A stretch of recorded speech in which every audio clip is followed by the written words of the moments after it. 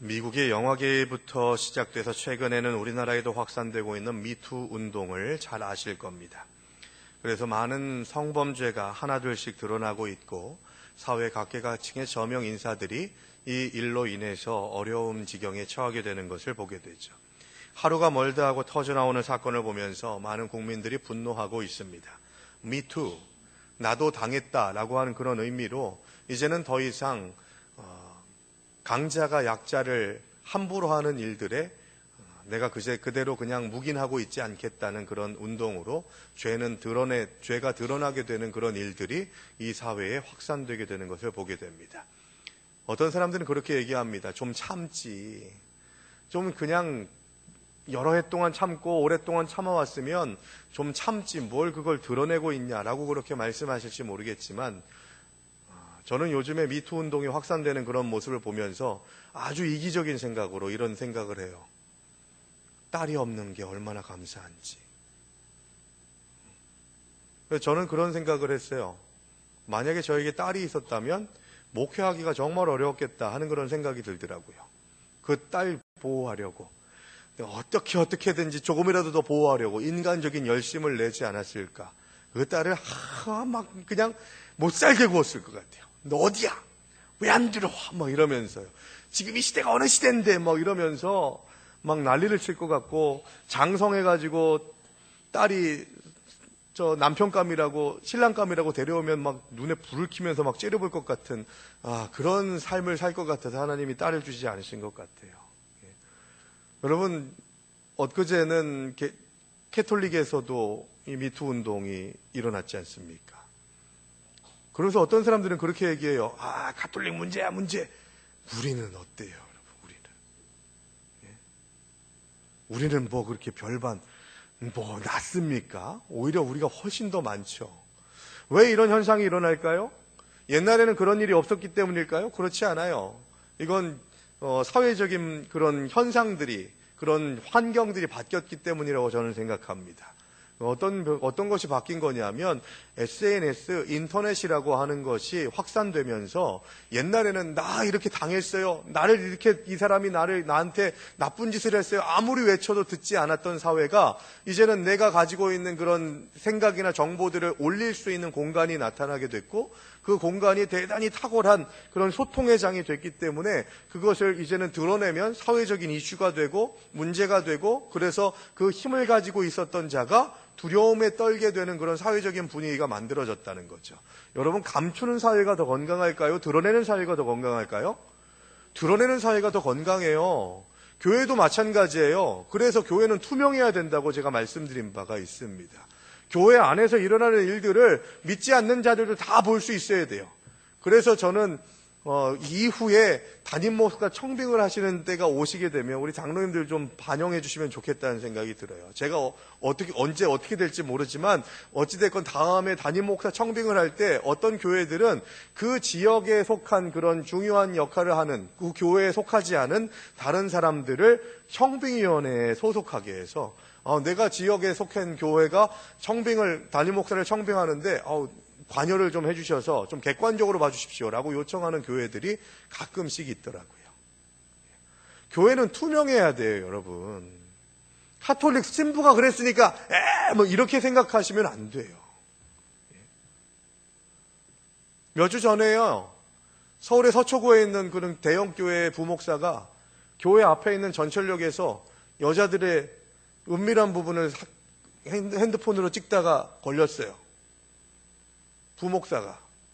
그것도 교회 앞에서. 우리는 뭐 그렇게 잘났을까요?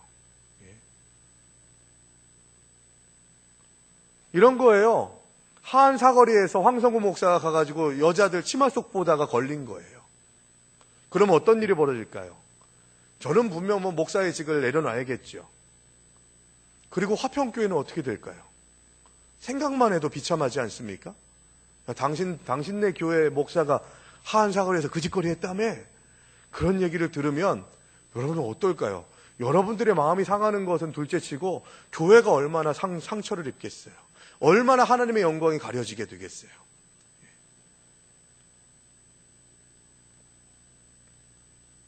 저는 이 미투 운동이 확산되는 모습을 보면서 이런 생각을 했습니다. 먼저는 이 사회의 모든 분야에 망라되어서 이런 문제들이, 이 타락의 문제들이 만연해 있다는 것을 새삼스럽지만 다시 한번 느끼게 됐어요. 법조계를 비롯해서 문학계, 연극계, 영화계, 대학 강단, 문화예술계, 종교계를 포함해서 이런 모든 많은 일들이 자양되고 있다는 겁니다. 앞으로 이 운동이 진행되면서 더 많은 분야의 사람들이 이 범죄자로 드러날 것이라고 저는 생각합니다. 또 사회의 저명인사들이 이런 일들을 주도한 것이 드러나고 있는 것을 봅니다. 사회의 역할을 감당하는 자들, 나라를 대표하고 있는 그런 사람들조차도 이제는 그 잘못한 일의 당사자가 되어버리게 됐다는 거죠.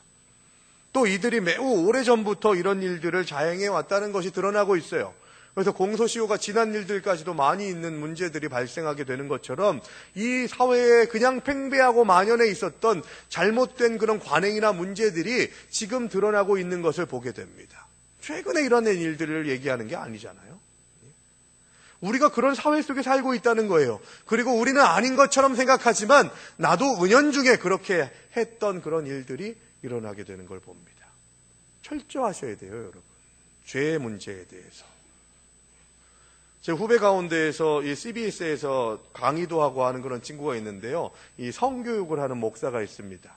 근데 그 친구가 저한테 그런 얘기를 하더라고요. 이번에 강습회하고 그러면서 같이 이야기 나누면서 제가 물을 것도 묻고 그랬는데 제가 고민에 빠졌어요.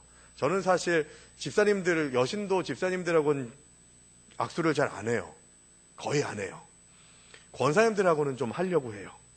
근데 그것조차도 좀 위험하대요. 신천지에서 여신도인 척하고 들어와가지고요. 목사하고 악수하고 이러면서 내 성추행 다 했다고. 그렇게 고발을 하게 되고 하는 일들이 비일비재하게 일어나더래요. 이 참 어떻게 하면 좋죠?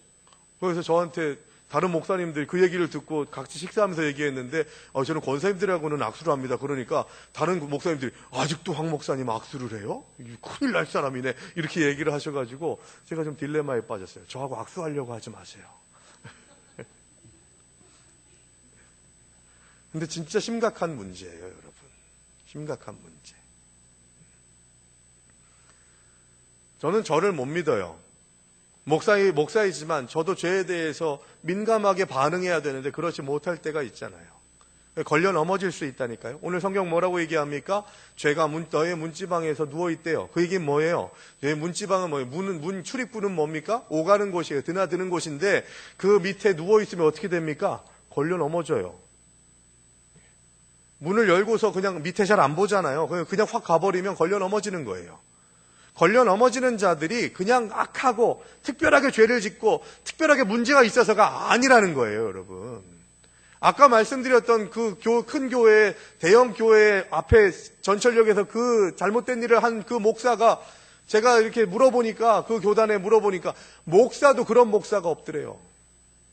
교회에서 그렇게 조용하고 신실하고 겉으로 보기에 결혼했어요. 딸도 둘이나 있어요. 그런데 그렇게 했어요. 얼마나 안타까운 일입니까? 그런 생각, 그런 이야기들이 들릴 때마다 나도 그럴 수 있다라는 그런 생각들을 해야 된다니까요. 오늘 본문은 가인이 동생 아벨을 죽이는 인간 역사의 첫 번째 살인사건을 저지르는 만행이 기록되고 있습니다. 이 일이 있기 전에 하나님은 가인을 찾아와서 경고하시기까지 하셨어요. 6절에서 7절 말씀 보시면 여호와께서 가인에게 이르시되 내가 분하여 함은 어찌 됨이며 안색이 변함은 어찌 됨이냐 라고 그렇게 말씀하십니다. 가인과 아벨이 예배를 드렸어요. 제사를 드렸어요. 그런데 가인은 하나님 앞에 자신이 농사를 짓는 자였기 때문에 곡식을 드렸고 아벨은 양을 치는 자였기 때문에 양의 첫것과 기름을 드렸다고 오늘 성경은 얘기합니다. 그런데 중요한 건 뭡니까? 가인의 예배는 받지 않으시고 아벨의 예배는 받지 않으셨다라고 말씀하지 않으시고 두 가지를 얘기해요. 가인과 그의 제물, 아벨과 그의 제물. 뭐가 앞서 있어요? 제물보다 사람이 앞서 있어요. 예배자가 앞서 있는 거예요. 우리의 삶이 하나님 앞에 내가 무엇을 드리느냐가 중요한 것이 아니라 내가 어떤 마음으로 바로 서느냐, 이게 중요한 거예요. 내가 삶으로 하나님을 어떻게 인정하느냐, 이게 중요한 거라고 말씀드립니다. 예배의 자리에서는 다 예배자 같아요. 지금 우리 예배 잘 드리잖아요. 흔들림 없이 하나님을 따르고 하나님을 찾겠다고 얘기하잖아요. 그런데 예배당 지나가고 예배당을 나와서 가정에서 직장에서 내가 세상에서 살아가는 삶의 자리에서 나는 지금 예배자로 살고 있느냐, 이거 지금 묻고 계신 거예요. 우리가 가인의 예배를 드릴 것이냐 아벨의 예배를 드릴 것이냐는 삶을 통해서 보증되게 돼 있는 거예요. 그런데 삶이 미투를 하게 만드는 그런 어리석은 삶으로 계속해서 점철돼요. 문제가 발생해요. 나로 인해서 누군가가 힘들고 어려운 지경에 처하고 나의 죄로 인해서 무너진 자들이 생겨요. 예수를 믿는다고 하면서도 하나님의 뜻 안에서 살기를 다짐하면서 계속해서 누군가를 무너뜨리고 나의 삶도 무너지는 인생을 살 수밖에 없는 그런 죄인 된 길을 걸어가는 자들이 우리가 될 때가 너무 많다는 거예요. 가인은 콕 집어서 너 마음 똑바로 잡아라. 내가 너의 예배를 받지 않았다고 해서 분노하고 화내고 승질내다가 다른 큰 죄를 지을 수 있을지 모르니까 너 정신 차려야 돼 라고 그렇게 말씀하심에도 불구하고 가인은 하나님의 경고를 무시합니다. 결국 아벨을 죽이면서 최초의 살인자가 되고 말죠. 죄가 너를 원한다는 말은 뭡니까? 7절에서 말씀하고 있죠. 내가 선을 행하면 어찌 낯을 들지 못하겠느냐? 선을 행하지 아니하면 죄가 문에 엎드려 있느니라. 죄가 너를 원하나 너는 죄를 다스릴지니라. 여기에서 말하는 죄가 너를 원한다는 얘기는 뭐냐? 바로 죄가 우리를 유혹한다는 얘기예요. 꼬신다는 얘기예요. 그러니까 가만히 있으면 넘어질 수밖에 없고 무너질 수밖에 없고 죄를 지을 수밖에 없는 그런 상황에 있는 자들이 저와 여러분들이라는 거예요. 깨어있지 않으면, 계속해서 주님을 집중하지 않으면 상황만 보이고 환경만 보이고 내 주변에 있는 사람들이 어떻게 하느냐에 따라서 내가 하나님을 예배하는 예배의 시선과 예배의 발걸음이 변질되고 어그러지고 왜곡되게 돼서 하나님을 바로 보지 못하게 되는 일들이 일어나게 된다는 것을 성경은 오늘 가인과 아벨의 사건을 통해서 우리들에게 경고하고 있는 겁니다. 성경에서 말하는 죄라고 하는 것, 헬라어에서 이 죄라는 거 제가 여러 번 말씀드린 바 있죠. 하마르티아라고 하는 단어. 이 죄라고 하는 그 단어가 대단히 중요한 의미를 우리들에게 전달해 줘요. 관역에서 벗어나다, 기준에서 벗어나다, 목적에 맞지 않게 되다. 이게 죄인 거예요. 이게 죄. 그러니까 하나님의 목적에 맞는 자들의 삶은요, 하나님이 보시기에 좋았더라 라고 하는 그런 말을 들어요. 그러니까 관역에서 벗어난 하마르티아 같은 인생을 살아가는 자들의 반대되는 삶이 뭐냐면 창세기 1장에서 말하고 있는 하나님이 보시기에 좋았더라, 이 얘기예요. 이건 뭐냐? 하나님이 보시기에 좋은 삶은 뭐냐? 하나님이 창조하신 목적에 합당하게 살더라, 그 얘기예요. 하나님의 뜻에 맞게 사용되더라, 하나님의 뜻에 합당하게 살더라, 그 얘기예요. 그런데 하나님의 뜻에서 벗어나고 하나님의 방법에서 벗어나고 하나님의 계획에서 벗어나는 것, 이것이 다 죄라는 거예요. 그래서 매일매일마다 우리가 점검해야 될 건 뭡니까? 하나님이 기뻐하실까? 하나님이 원하실까? 하나님은 내가 하는 행동과 생각과 결정들을 어떻게 판단하실까? 이걸 생각해야 되는 거예요. 그래야 우리는 죄에 대해서 민감할 수 있게 된다는 것이죠. 하나님은 가인의 제사를 받지 않으시고 동생 아벨의 제사만 받으셨습니다. 근데 이 가인과 아벨의 예배에 대해서 이야기를 할 때 제가 어렸을 때 기억에 뭐라고 얘기를 들었냐면, 하나님 앞에 고기를 바쳐야 되는데 아벨은 고기를 바쳤고 가인은 곡식을 바쳤으니까 고기를 더 좋아하시는 하나님이 아벨의 제사는 받으시고 곡식은 하나님이 기뻐하지 않아서 안 받으셨어. 육식주의자인 하나님은 번제를 드릴 때도 큰 고깃덩어리를 좋아하시는데 이 베지테리안으로 생각하면서 채식주의자처럼 하나님을 예배하니까 하나님이 기뻐하지 않으시지, 그렇게 얘기를 하는 것이 그때 기억이 나요. 잘못된 생각이에요, 여러분. 곡식을 바쳤으니까 하나님이 기뻐하지 않으시고 고기를 바치셔서 아벨의 제사는 받으신다? 그건 잘못된 거예요. 각자 자기가 드릴 것을 드린 겁니다. 내가 하는 일들로 인해서 얻게 된 소출을 가지고서 하나님 앞에 드린 거죠. 그런데 하나님께서 아벨의 제사는 받으시고 가인의 제사는 받지 않으셨어요. 이럴 경우에 가인은 어떻게 해야 됩니까? 왜 나의 예배는 받지 않으셨나를 생각해야 되죠. 그러면서 내 예배가 온전하지 않았는가? 내가 하나님께 드린 바 되는, 하나님이 받으실 만하지 않은 그런 예배를 드리고 있지 않은가를 점검하면서 그것이 발견되면 어떻게 해야 됩니까? 회개해야 되는 거예요. 주님 앞에 무릎 꿇어야 되는 거예요. 그런데 내가 드린 것에 대해서는 아랑곳하지 않고 내가 드렸는데 왜 안 받으십니까? 라고 그렇게 이야기하는 것은 하나님을 하나님으로 보지 못하는 것이죠. 그런데 즉 이 가인은 회개하기는커녕 감정에 휩싸여서 상황을 제대로 보지 못합니다. 그 분노가 어처구니 없이 동생을 죽이는 결과로 나타나게 되죠. 이렇게 하나님을 향하지 않고 잘못된 길을 가는 것을 죄라고 이야기합니다.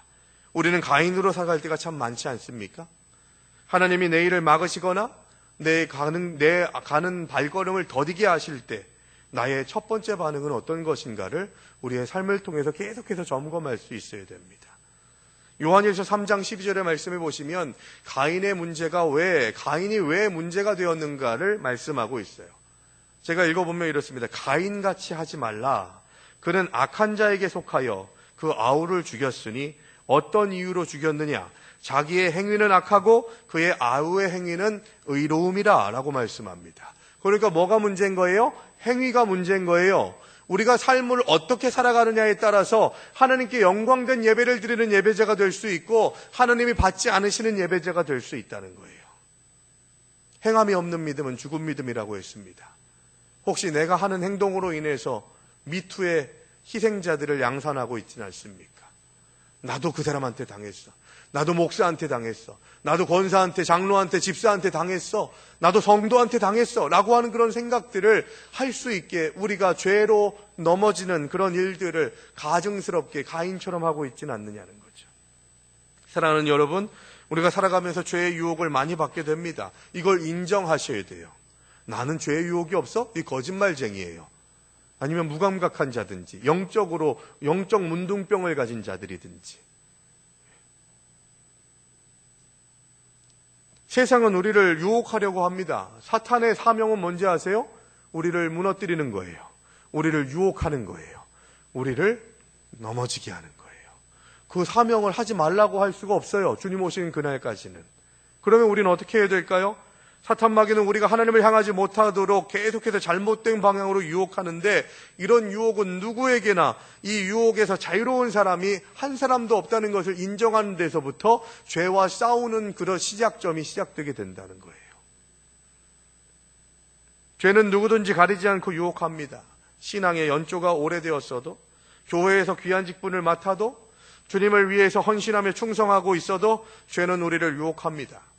그렇기 때문에 나도 그렇게 유혹당할 수 있다는 사실을 인정하고 죄의 유혹에 넘어가지 않도록 깨어 있어야 된다는 거예요. 죄가 너를 원하나? 너는 죄를 다스릴지니라. 죄의 유혹은 우리가 어떻게 할 수 없지만 우리는 죄를 다스릴 수 있는 능력을 십자가에서 찾을 수 있어야 합니다. 그러면 어떻게 우리는 죄를 다스릴 수 있을까요? 먼저 선을 행하는 자가 되시기를 주의 이름으로 축원합니다. 하나님께서 자신의 제사를 받지 않았다고 분하여하는 가인을 향해서 하나님이 말씀하시죠. 네가 분하여함은 어찌 됨이며 안색이 변하여함은 어찌 되느냐. 네가 선을 행하면 어찌 낯을 들지 못하겠느냐라고 말씀합니다. 여기서 말하는 선은요, 도덕적인 개념이 아니에요. 이 선의 기준은 믿는 자들에게는 하나님이십니다. 하나님의 말씀이에요. 그래서 하나님의 기준이 선이고 우리의 대단히 중요한 한계선이라는 것이죠.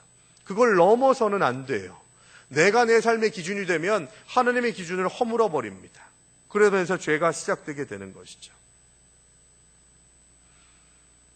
그리고 오늘 말씀을 보면 죄를 다스릴 수 있는 것은 선을 행하는 것에서부터 시작된다는 거예요.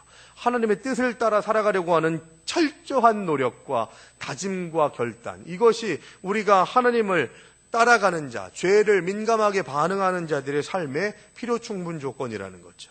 가인의 경우 그가 하나님께 제사를 드릴 때 곡식을 가지고 제사를 드렸습니다. 이 제물은 전혀 문제가 되지 않았어요. 그런데 하나님은 제사를 드릴 때 짐승의 제사뿐만이 아니라 곡식의 제사까지도 받으셨고 가난한 자들에게는 비둘기의 새끼들까지도 받으셨습니다. 문제는 선을 행하지 못하는 데에 있었다는 거죠.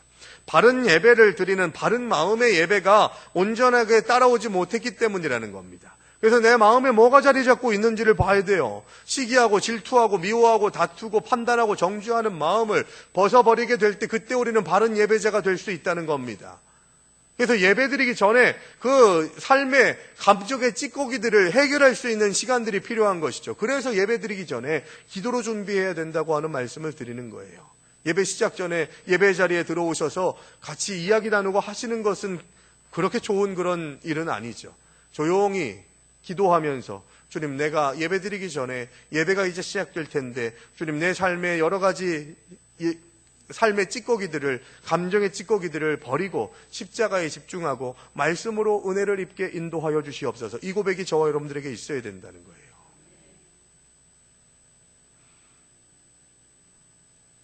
사울 왕을 보십시오. 왕이 된 지 2년 만에 블레셋과 큰 싸움을 벌이게 됩니다. 이때 사울이 제사장만이 집례할 수 있는 제사를 집례하다가 사무엘에게 책망을 받고 하나님에게서 버림을 받습니다. 이렇게 된 이유가 뭘까요? 사울이 이렇게 왕이 된 지 2년 만에 하나님 앞에 버림받는 이유가 뭘까요? 한때는 하나님의 영에 감동을 받아서 암몬 족속과 크게 싸워서 이기는 그런 일들을 감당한 사람이 사울이었습니다. 그런데 왜 이렇게 2년 만에 버림을 받았느냐? 그 이후에 하나님과 교제하지 않았기 때문이에요. 하나님과 만남을 갖지 못하고 하나님과 동행하지 못했기 때문에 이런 문제가 발생하게 된 거죠. 하나님과의 교제가 끊어지니까 성령의 역사도 없어집니다. 성령의 역사가 없어지니까 군사들은, 따르는 자들은 두려워서 뿔뿔이 흩어지고 무너지는 일들을 하게 되죠. 그래서 급한 마음에 자기가 번제를 집례하게 되는 우를 범하게 됩니다.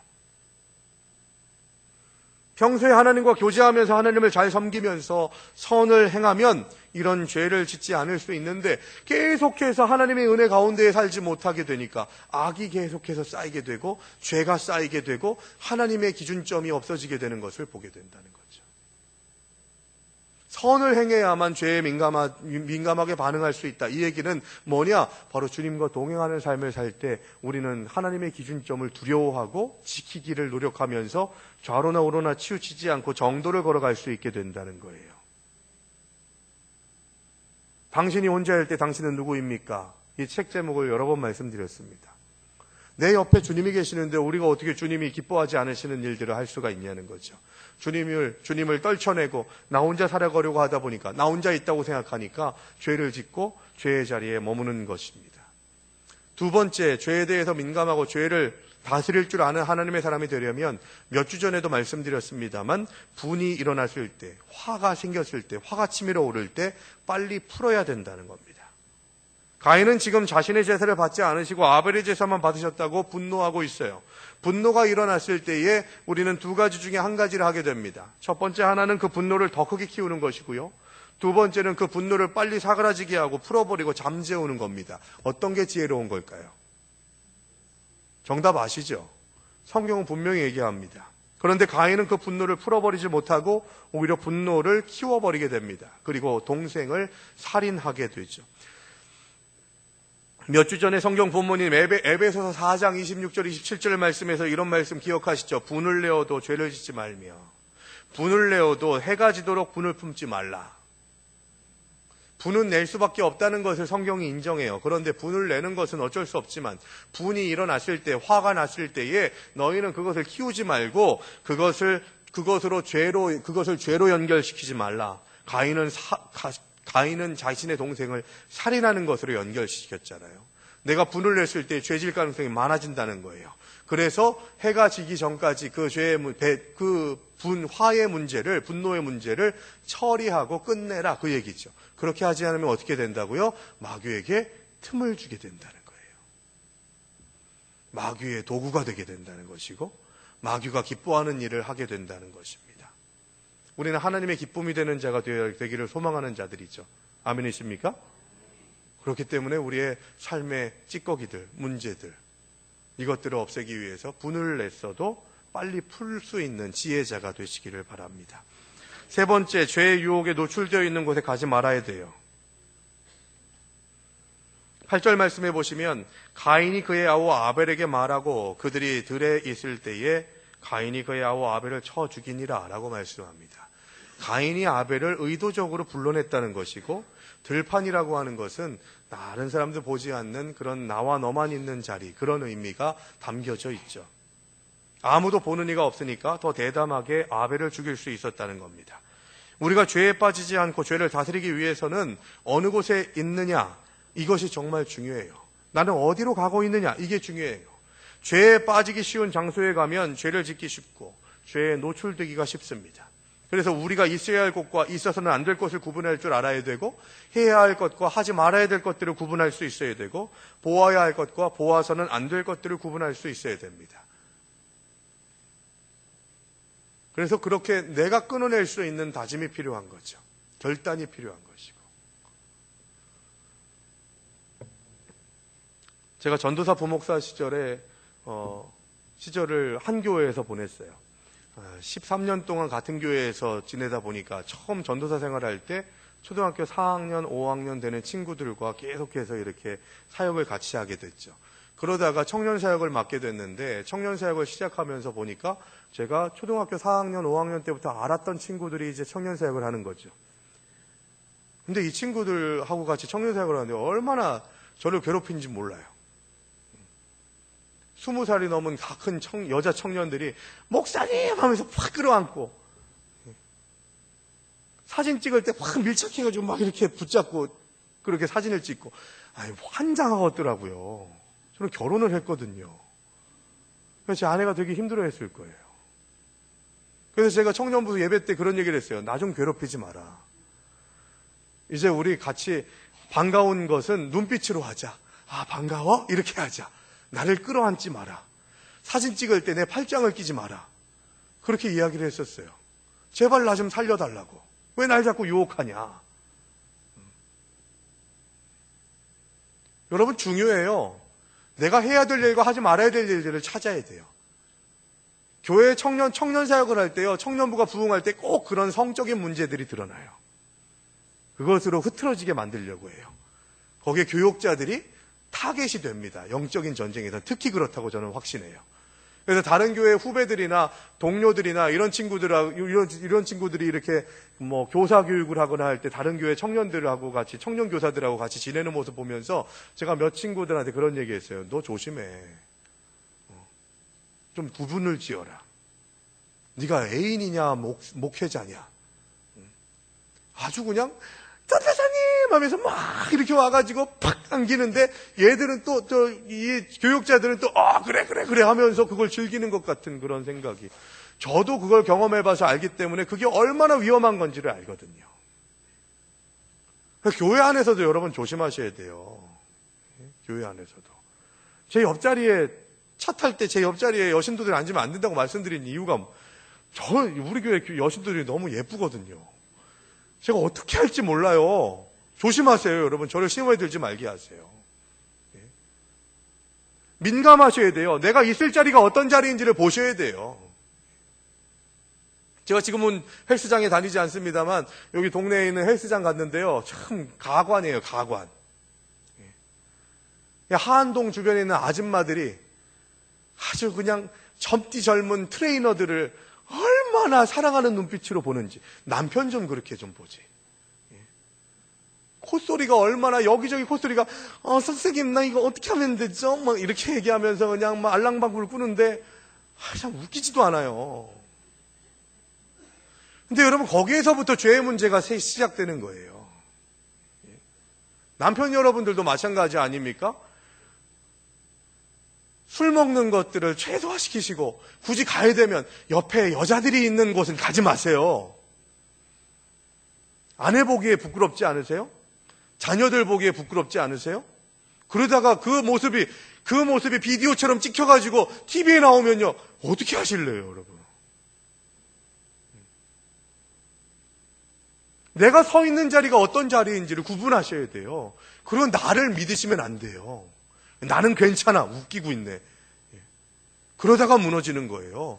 목사도 무너지고 있는 판인데, 신부도 무너지고 있는 판인데, 내가 정말 나라를 이끌어가는 그런 거장인데 그 행동 하나 때문에 지금 다 그냥 무너졌다니까요. 은퇴하고 뭐 사임하고 난리 났잖아요.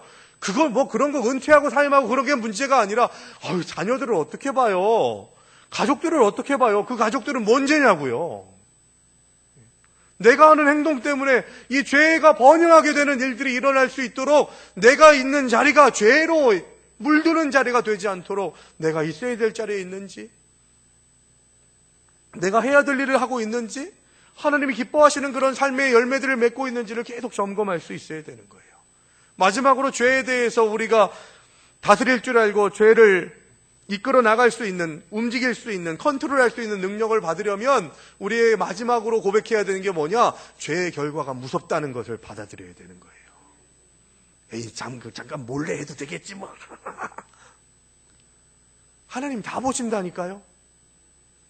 지금도 드러나고 있잖아요. 내가 얼마 전에, 몇 년 전에, 10년 전, 20년 전에 한 것까지 다 들춰지고 있잖아요. 사람들의 사회에서도 그런데 하느님 앞에서는 우리가 어떻게 될까요?